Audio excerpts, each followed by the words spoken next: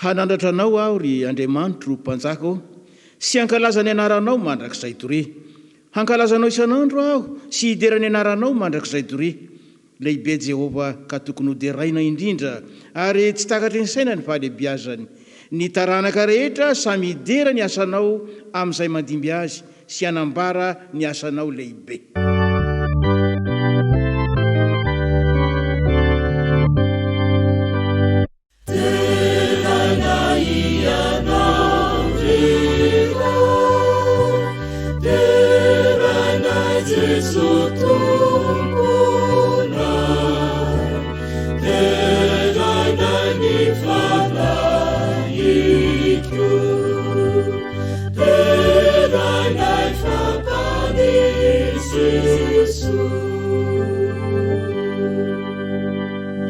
Afaka isika rainay izay any an-danitro akory ny hafalianay satria mbola nomenao ity fotoana ity, ahafahanay indray miantso anao, ahafahanay mangataka ny fanatrehanao fomba manokana eto amin'izao toerana izao.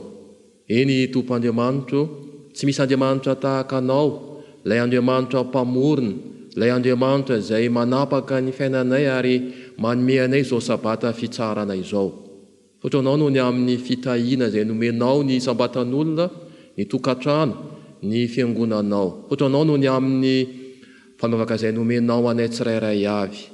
Amin'ny maha-olombelona anay dia mety misy ny faniasiavany, mety misy ny fahotana sy ny fahalemena.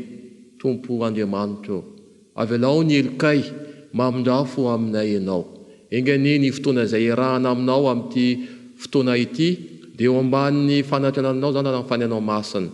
Aoka izay tsirairay avy ho feno ny fanahy, ho feno ny fahasoavanao, ka ny zavatra izay arahana eto anie dia hitondra fitahiana, fahasoavana, fanambinana ho anay tsirairay avy. Amin'ny anaran'i Jesosy, amen.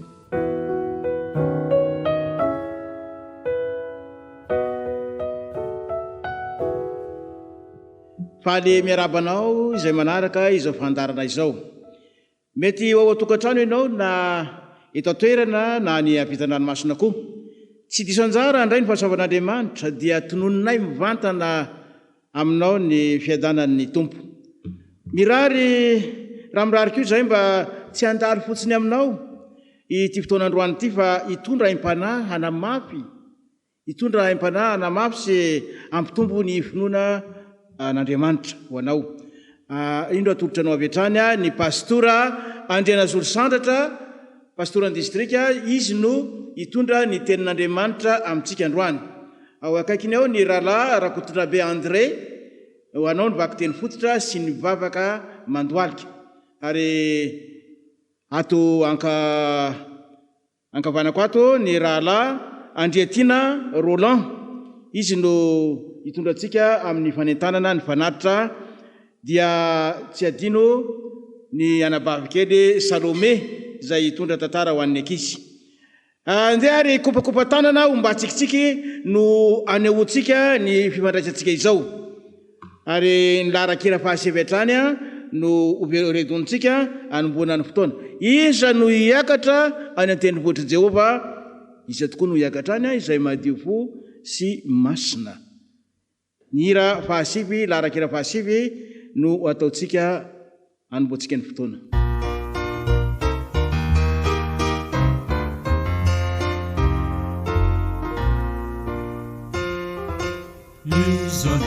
Yeah,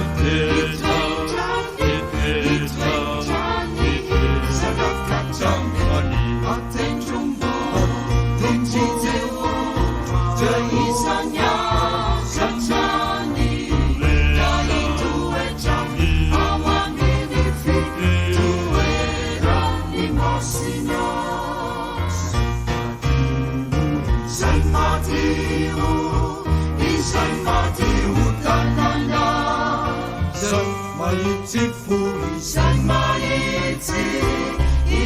mahitsy fo no iakatrany andray ny fitahirana via ny Jehova izy andray ny fitahirana andray ny fitahirana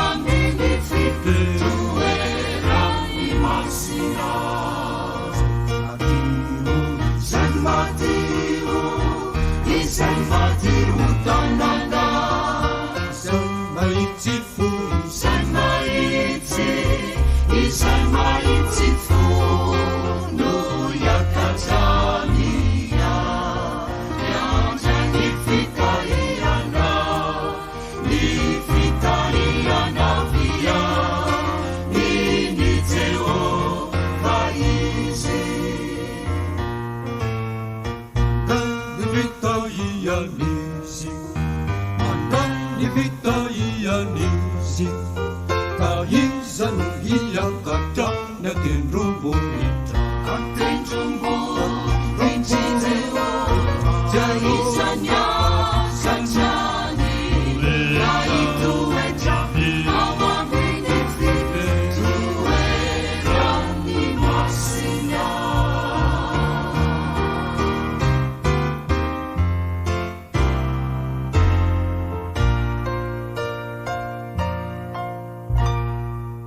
raha mbola eo mpitsanganana isika dia manasa antsika rehetra tompoko mba handray ny tenin'Andriamanitra ka anokatra izany izay voasoratra ao amin'ny Apokalipsy toko 7 dia ny 20. Apokalipsy toko 7 dia ny 20. Toy izao mivakin'izany amin'ny anaran'i Jesosy: indro efa mitsangana eo am-baravaranao ka mandondona, raha misy miaino feoko ka mamono varavarana dia hiditra ao aminy aho ka hiara-misakafo aminy ary izy amiko. Itoizantsika ny vaky teny ao amin'ny Matio toko 9 dia ny 7. Matio toko 9 dia ny 7. Fakatsao aloha ny fanjakany sy ny fahamarinana dia anampy ho anareo izany rehetra izany. Andeha anery tena eo anatrehan'i Jehova isika.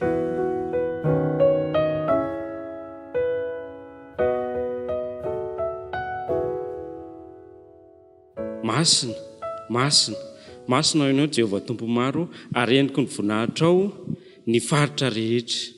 Ianao ny deraina noho ny soa rehetra izay vitanao taminay nandritry ny enemana amin'izao sabata izao. Vonahitra ne dia ho atolotra ho anao irery ihany, ny dera ny sotra, ary amin'izao fotoana izao dia mangataka famelan-keloka feno avy aminao izay tsiraray avy amin'izao andro sabata izao.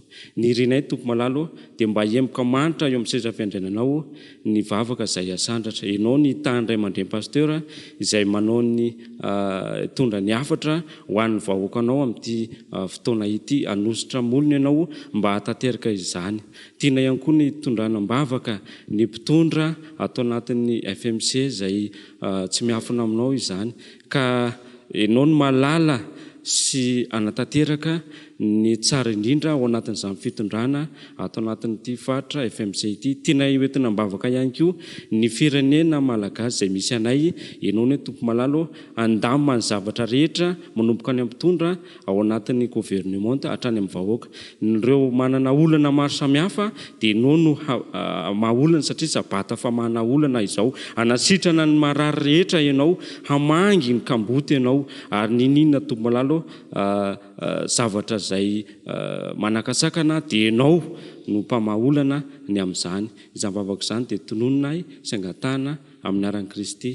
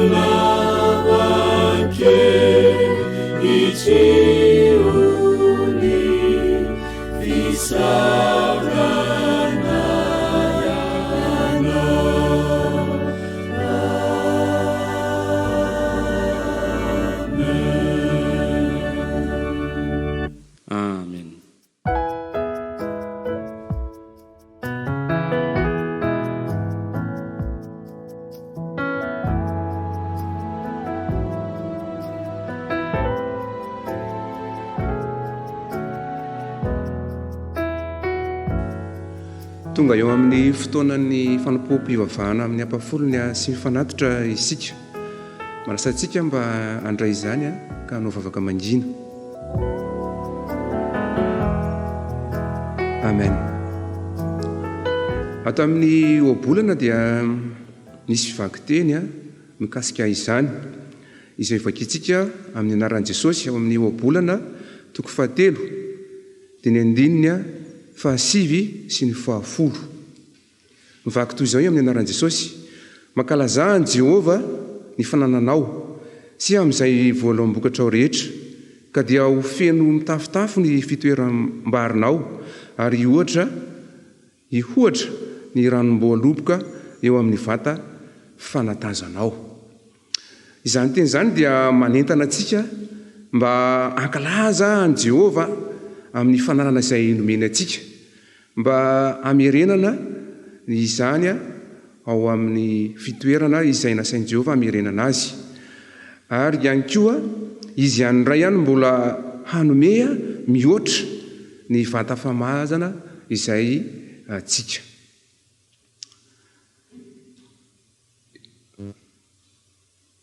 Ivavaka isika. Ray malalo izay nan-danitro midiranao izahay amin'ity marain'ity amin'ny fanoloranay ny ampafolony sy ny fanatitra. Mangataka herim-po avy aminao izahay mba hanao anao lohalarana eo amin'ny fiainanay. Amin'ny anaran'i Jesosy. Amen.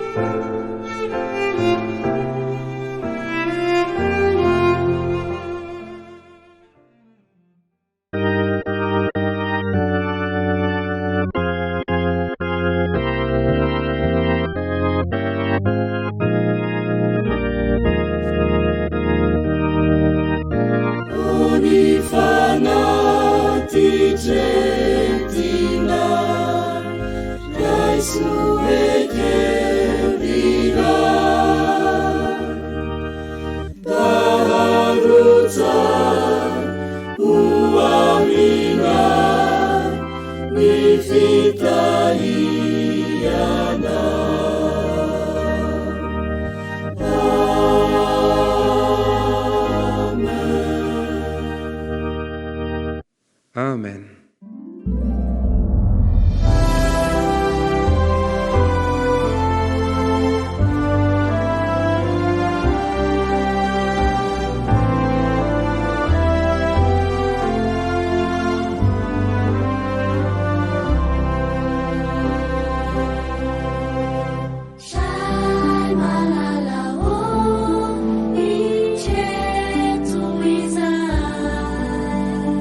Tungai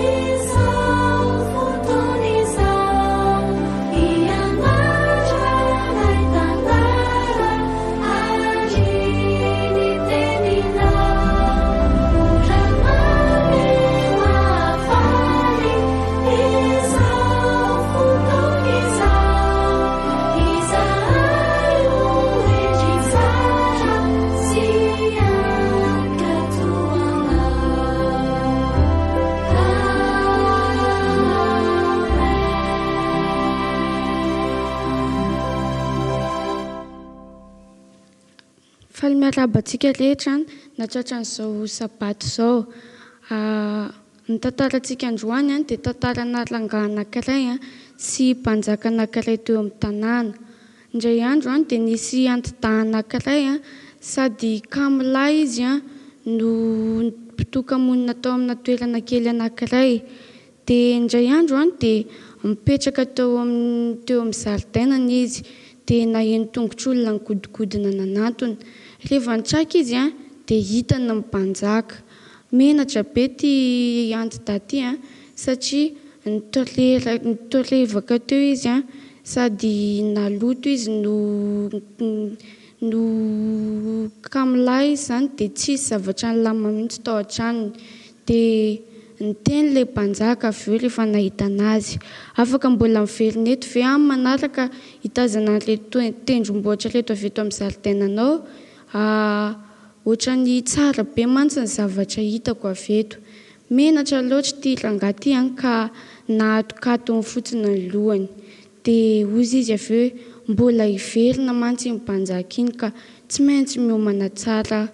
Dia namboarimboarina ny zaridainany dia nahitsiny konkoa ilay dabilio efa tapaka dia tonga tokoa ary mpanjaka dia mipetraka teo amin'ilay dabilio. Dia hozy izy indray mpanjaka taminy avy eo, afaka mba omenao rano era amin'ny vera ve? Dia nilasa izy niazakazaka nakany an-tranony. Tsisy rano nefa tao Antsinibe sady feno fako ny lohasahany. Miverany konkoa naloto be. Rehefa mbola saika andeha hanasa an'ilay kaopy izy dia lasa mpanjaka. Tsy maintsy mbola hiverina izy iny hozy izy. Lasa indray nesoriny ilay fako tao amin'ilay lohasaha dia sasany ilay kaopy ary mifenony koa sinibeny. Dia tonga indray ilay mpanjaka avy eo dia natolony an'ilay mpanjaka ilay rano dia nisotroan'ilay mpanjaka. Hozy izy indray ty mpanjaka ty, tena reraka loatra fa sao dia mba misy sombombofo kely azo koanina aminao ao. Dia niditra tao an-trano indray izy sapao-mboloboka efa niraradraraka no hitany tao. Inona indray ilay nomeko ny mpanjaka dia mandra-pitady an'izay omenan'ity mpanjaka ty dia lasa ilay mpanjaka. Tamin'ity indray mitoraka ity dia nataony izay tena hampavonina anazy. Nifidy body fotsy anankiray izy izay mba tsaratsara takatry ny volany dia nampiriminy tsara ny tao an-tranony dia nanomana mofo izy ho an'ity mpanjaka ity. Rehefa tonga ilay mpanjaka dia niditra tao an-tranony ary niara nisakafo taminy. Ao amin'ny Apokalipsy 3:20 no andeha hanatsoahantsika lesona androany. Apokalipsy 3:20. Amin'ny anaran'i Jesosy, indro efa mitsangana eo am-baravarana ka mandondony, raha misy mihaino ny feoko dia hiditra ao aminy aho ka hiara-misakafo aminy. Ary Jesosy dia efa miandry voaitsika fotsiny dia mandroso izy ka manasa antsika rehetrarehetra manomboka androany hampiditra ny Jesosy ao am-pontsika. Amen. Andehantsika hiaraka hivavaka hamaranantsika n'izany tantara izany. Jesosy misaotra anao indray izay noho ny tantara izay nomenao anay teo. Jesosy ingana izay mba hamono trano ary mba handray anao ho ao am-ponay tsirairay avy. Misaotra Jesosy. Amen.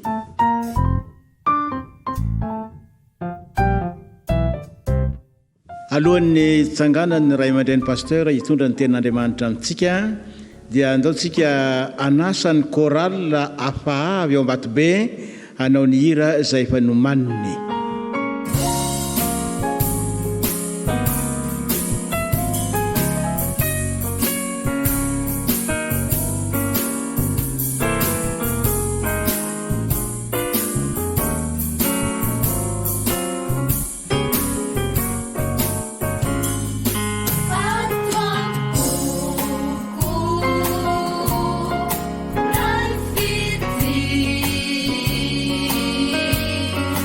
Sa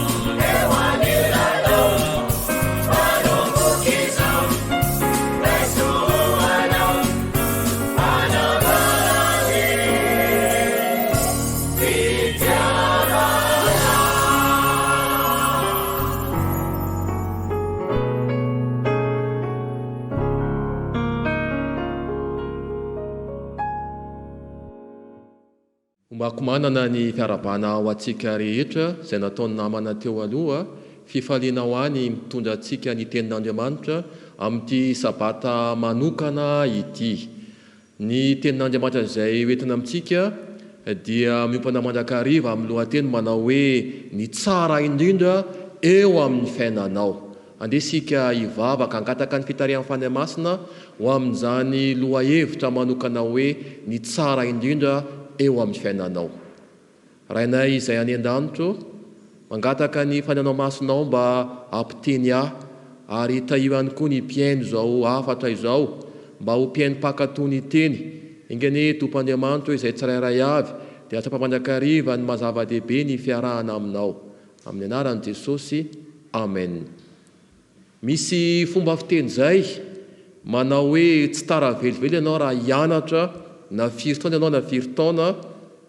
Ity misy lesona iray izay tsy tara mihitsy ianao mianatra azy na firy taona na firy taona.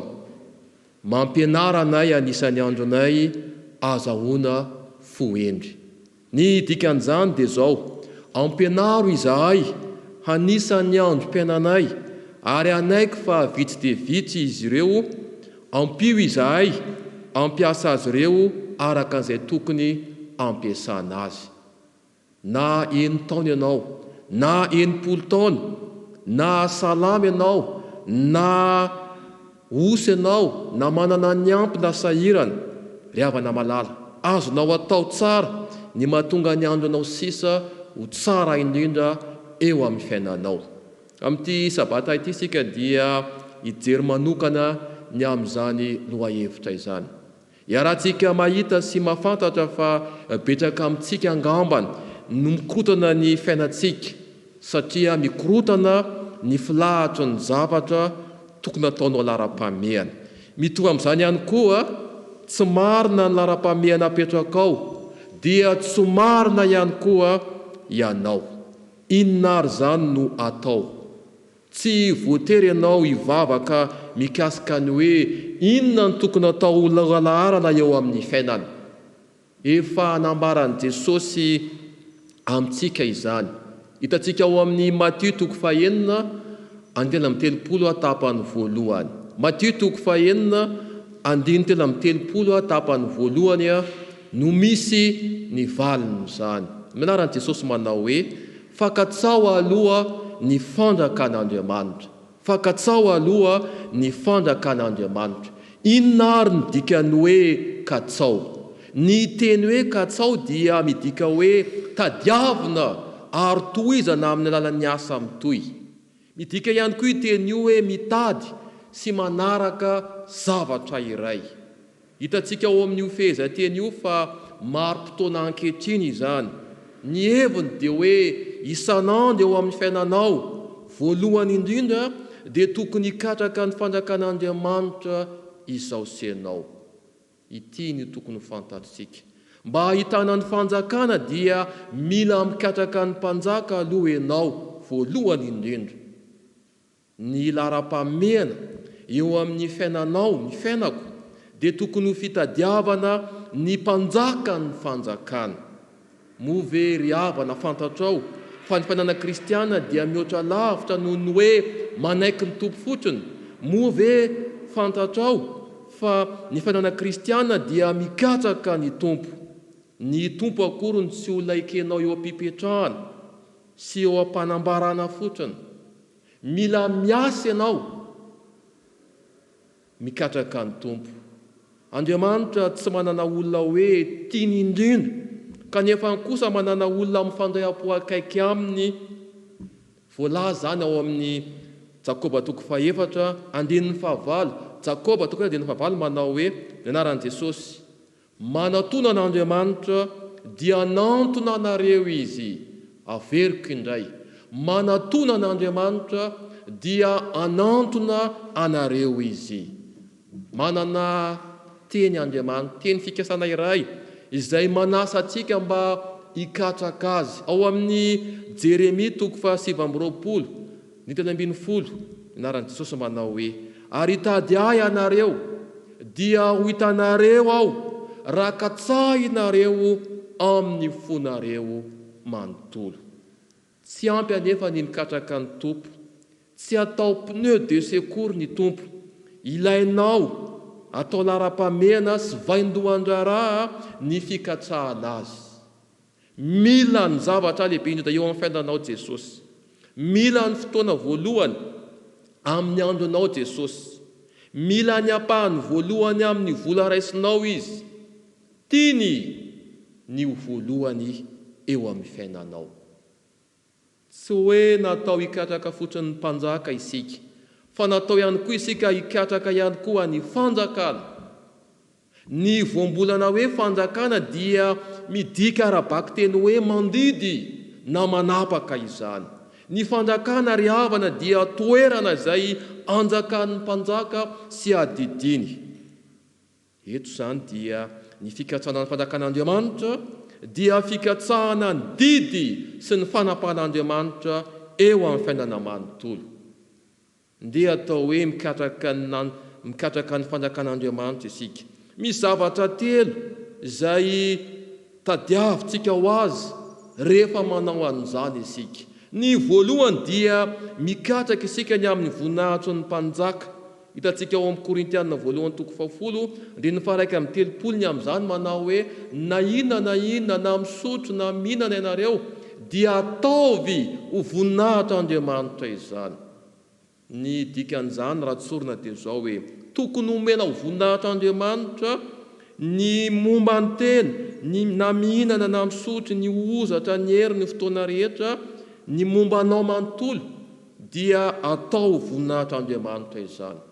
Ny faharoa dia mikatraka ny fitarihan'ny mpanjaka ianao. Ny mpanompo matoky tokoa dia mikatraka ny anao ny zavatra rehetra izay ampanaoviny mpanjakany. Ndeha ary atao hoe mpanompo matoky izao senao. Aoka ary ianao hiteny tahaka ny Paoly, raha ndeha ho any a Damasy kosa izy manao hoe tompo, inona ny tianao ataoko? Raha izany tokoa no fanandramako sy ny fanandramantsika amin'izao sisa izao, dia inona ary ny tokony atao? Andeha re atomboka amin'ny fangatahana an'i Jesosy tompo ny maraina antsika rehetra, ka angataka ny fitarihany isika isaky ny maraina. Ny fahatelo dia mikatraka ny fitantan'ny mpanjaka ianao. Izany hoe maniry ny feheziny maniry ny andrakan'ny mpanjaka eo amin'ny fiainanao, ny didin'ilay mpanjaka izay ny sitrapony no tandremana ry havana malala. Tsy hoe mikatraka fotsiny ny fanjakana isika, fa mikatraka ihany koa ny fahamarinana. Izay le teny hoe katsao aloha ny fahamarinana. Izany hoe mikatraka ihany koa isika ny amin'ny fitran'Andriamanitra. Ny fanjakan'Andriamanitra dia tsy andramana ao anaty fotsiny, fa tokony aseho izany ety ivelany. Inona ary ny dikan'ilay hoe katsao ny fahamarinana? Inona ny dikan'izany? Ny voalohany dia mila maniry izany isika. Hitantsika ao amin'ny Matia 5:5 ny teny manao hoe, Matia 5:5 manao hoe sambatra ny noana sy ngetetan'ny fahamarinana. Izany hoe maniry isika ny anao ny maro, ny aina amin'ny fahamarinana, mangetaeta izany fahamarinana izany. Izy amintsika tokoa moa no tsy mangetaeta ny sin'ny fahamarinana, andeha atomboka amintsika izany. Ny faharoa dia tsy mainty isika mamokatra ny voan'ny fahamarinana. Izany hoe tokony hikatraka ny fahamarinana isika. Tadidio ity, tsy liana ny amin'ny fahamarinanao Andriamanitra. Ny fahamarinany ihany no mahaliana azy. Tsy liana amin'ny zavatra azonao atao azy Andriamanitra. Ny zavatra ny mahaliana azy dia ny zavatra azonao atao amin'ny alalanao.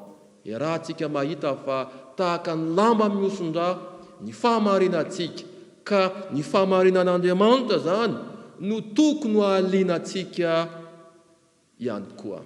Tsy maintsy raisina aloha ny fahamarinana, izay vao afaka mizara izany isika. Tsy maintsy omen'Andriamanitra aloha ny fahamarinana, mialoha ny iainanao azy. Ny fahatelo ao amin'ilay hoe mikatraka ny fahamarinana dia izao: tsy maintsy maneho ny fahamarinana isika.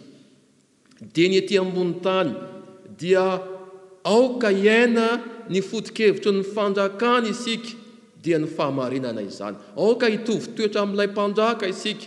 Hoy ny tenin'Andriamanitra ao amin'ny Jan 4:20, dia ny 5 manao hoe izao no fahamarinana.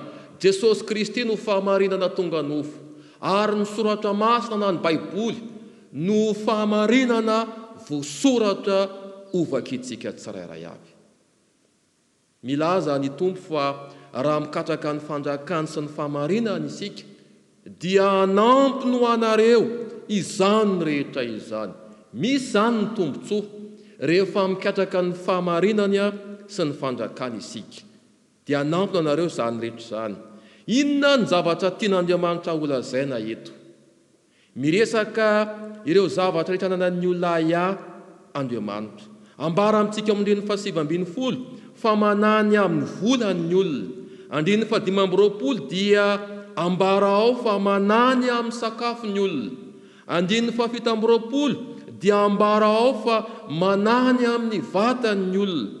7:20 dia ambara ao fa manany amin'ny izay fitafiana anaovany ny olona.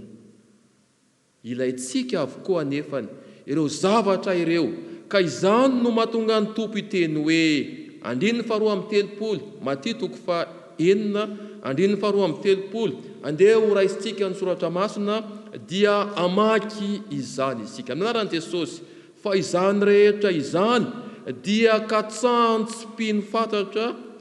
Dia ahoana ny toyany? Fantatana izany an-danitra fa tokony ho anareo izany rehetra izany. Misy olona eo akaikinao dia lazao izy fa tokony ho anareo izany rehetra izany, tokony ho anareo izany rehetra izany. Efa nampanaten'Andriamanitra fa raha mikatraka ny fanjakana sy ny fahamarinana aloha ianao, dia ho azonao izay zavatra rehetra ilainao. Maro tsara ary havana fa tsy milaza izy hoe tsy maintsy azo izay zavatra tianao ianao, fa miambara ny eto dia hoe izay tokony ho anareo izay no ambarany. Misy lesona efatra tokony ampianaritsika ray aman-dreny ny zanakitsika, ary andeha raha tsika mamerina ho atsika rehetra izany. Ny voalohany dia hoe tsy ilainao ny zavatra rehetra tianao. Avereny hoe tsy ilainao ny zavatra rehetra tianao. Manaraka dia zao, tsy tianao ny zavatra rehetra ilainao. Rahantsika mamerina indray, tsy tianao ny zavatra rehetra ilainao. Manaraka dia tsy manome atsika ny zavatra rehetra tiatsika Andriamanitra. Maverina farany, tsy manome atsika ny zavatra rehetra tiatsika Andriamanitra. Ary ny farany izay tokony horaisintsika amin'ity fotoana ity dia zao hoe manome atsika mandrakariva izay zavatra rehetra ilaintsika Andriamanitra. Raha toa ka tsy eo aminao izany amin'izao fotoana izao, dia satria fantatro Andriamanitra fa tsy mbola ilainao eo amin'ny fiainanao izany ankehitriny.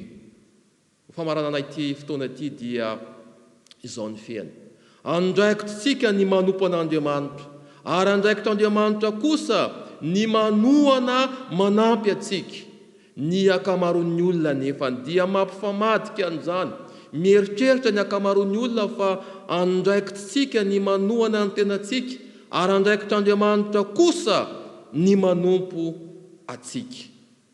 Tianao ve ny atonga ny fiainanao sisa ho fotoana tsara indrindra eo amin'ny fiainanao? Raha toa ka izany ny fanorinao, dia hoy ao aminao hoe avy ianao Jesosy Kristy, ilay mpanjaka ilay tomponao, ataovy lohalaharana andavanandro izy eo amin'ny fiainanao. Ataovy ho azy ny fotoana rehetra iainanao, ary izy kosa andray an-tanana sy karakara ny zavatra rehetra. Minao fa isika izay manaraka izao dia andray fanapa-kevitra tsara ny amin'ny andray an' Jesosy ho tompo, ho mpanjaka, ho lohalaharana. Amen.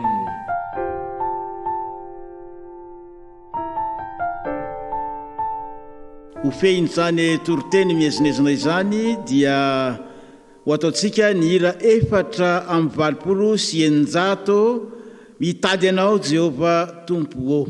Laharak'hira fa 480 no ataontsika alohan'ny tsodrano.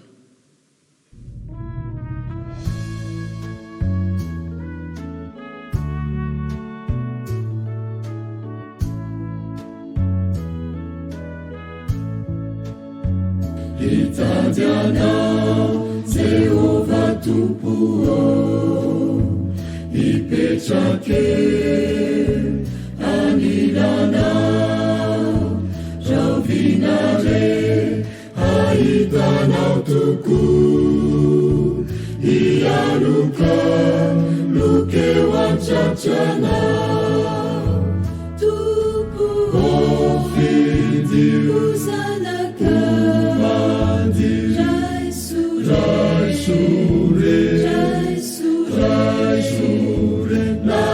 si mendrika deu anao nifu raisuma uanao durituku itadi anao Jehova o simiununa ratsewanilana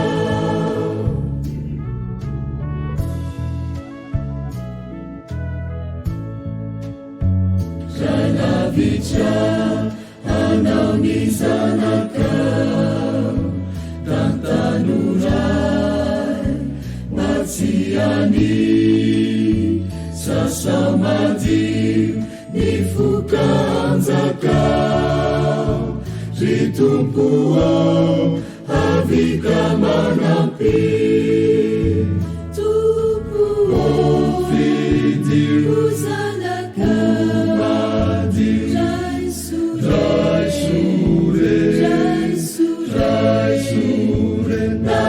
si mendrika deu anao nifu raisuma uanao durituku itadi anao Jehova o simiununa ratsewanilana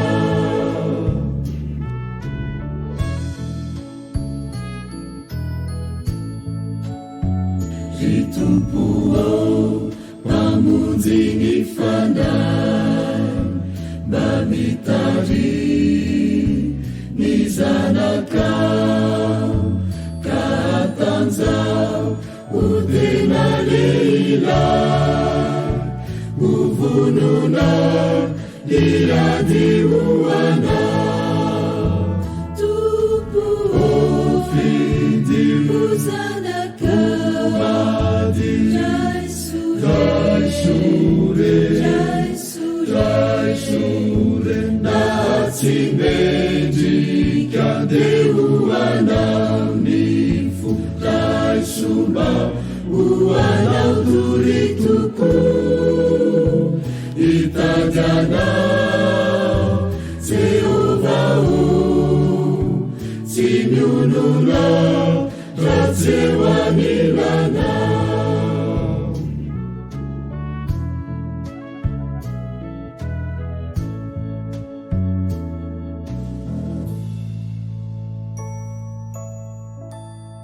rainay izay any an-danitro nomenao afatra manokana izay tokony ho ataonay mba hahatonga ny fiainanay sisa ho tsara indrindra.